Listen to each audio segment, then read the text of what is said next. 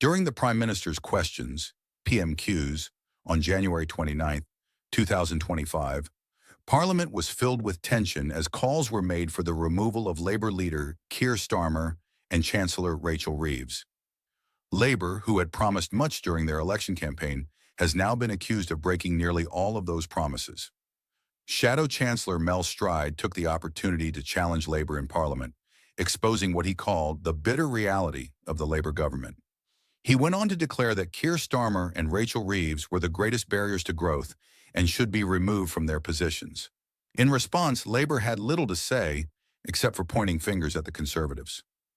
Just watch this clip. Thank you, Mr. Speaker. The Chief Secretary told us that growth is the #1 mission of this government, and he added, now we must go faster, which I have to tell him suggests a certain lack of ambition. What we do not need, Mr. Speaker, is some hasty manana moment of unquantified, vague promises of a better tomorrow. We need action now to reverse the grievous damage this Chancellor has wrought just in her first 6 months in office. So the first question I have is, why did the government deliver a budget which the independent OBR said would lead to lower growth, higher inflation, higher interest rates and would cost jobs? Exactly right. And I have to tell the right honourable gentleman that going for growth in the 2030s means nothing to the businesses who have already stopped hiring, shed workers or put up prices thanks to Labour's ruinous policies. Mr. Speaker, it is hard to escape the conclusion that these announcements have been hastily cobbled together by a government which is under increasing pressure to change course but is seemingly incapable of doing so. So I ask the right honourable gentleman, why have these announcements only come now, when the Labour Party had years in opposition and had months in government leading up to its first budget? Now, Mr. Speaker, if the government really did want to unleash investment, innovation and the private sector, they should not have decided in the autumn to have substantially increased the tax burden and the size of the state. By doing so, far from encouraging private investment, they are actively squeezing it out.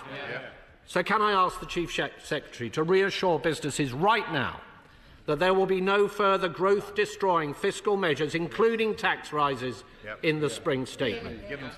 Mr. Speaker, is not the truth that the damage is already being done? That is the case even before the party opposite's tax rises bite in April. The economy is flatlining. That is happening right now. So I ask the right honourable gentleman, will any of these announcements actually have an impact within this Parliament? And what impact are they likely to have, if any, on the OBR's forecasts in March? Mr. Speaker, incredibly, the Chancellor said in her speech that businesses are what drive growth and the government should support them. Yet this is a government that has driven business confidence off a cliff, taxed it to the hilt, and through its upcoming employment legislation will be hitting them still further and with ever more job-destroying red tape. So can the Chief Secretary set out what the overall impact of government policy decisions since July has been on regulatory costs for businesses? And does he agree with the Business Secretary's extraordinary utterance on the media this morning that the government has not hammered businesses? The Chancellor claimed this morning she has seen no alternative suggestions from the opposition. Let me give her one now. Last year, the Conservative manifesto included £12 billion in welfare savings. At the time, the Labour Party said the money simply isn't there. Now we are told that the government will shortly be coming forward with plans for welfare reform, another Damascene conversion. Mr. Speaker, if they had grasped this issue when they came into office, they could have tackled the rising welfare bill rather than taxing jobs and killing growth. Their failure to act means that businesses and millions of people are paying the price. So can the right honourable gentleman today commit to matching that £12 billion? Or can he at least tell us the scale of savings we can expect from his promised reforms? Mr. Speaker, some of the announcements made today are of course welcome. The role of the opposition is not to oppose for opposition's sake, not least not least because many of the measures are reheated from the previous Conservative government. The plans on pension investment, for example, seem oddly familiar to us, probably because they were simply to continue the reforms that I was bringing in when I was Secretary of State at Work and Pensions. But even here, we must wait and see before passing judgment, because the fact of the matter is this government have shown we simply cannot trust their word. They promised not to raise taxes, they did. They promised not to cut winter fuel payments, they did. They promised not to borrow more, and they did. We need to see action, not just words. Mr. Speaker, the Chancellor talks about removing barriers to growth. Oh yes, she talks about it. But this talk comes from the same person whose budget killed the economy and growth, stone dead. If we are looking to remove the greatest barriers to growth in this country, perhaps we should start with the Prime Minister and the Chancellor of the Exchequer. Chief Secretary. Thank you, Mr. Speaker. I mean, look, the House is indebted to the Shadow Chancellor, Mr. Speaker. A lecture from Mr. Momentum himself on the need for speed from this government. Well, let me tell him that in the last 6-7 months, this government's done more than that lot did in the last 14 years. Mr. Speaker. And he's asked me, Mr. Speaker, he's asked me about our plans working with business. The comments from business leaders and investors today speak for themselves, Mr. Speaker.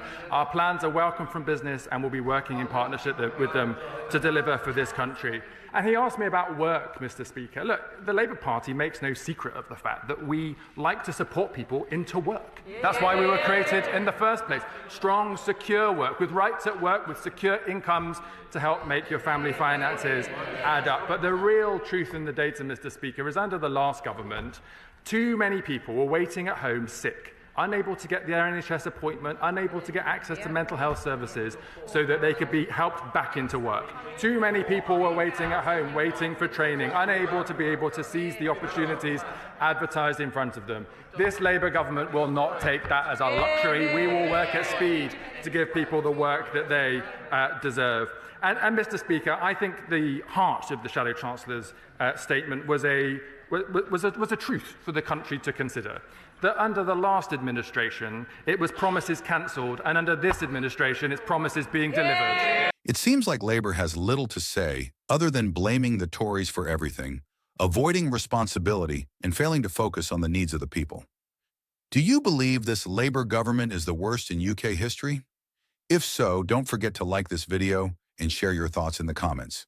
For me, the PMQ session revealed a clear divide in Parliament over Labour's economic policies and leadership, with calls for both Starmer and Reeves to be held accountable for their actions.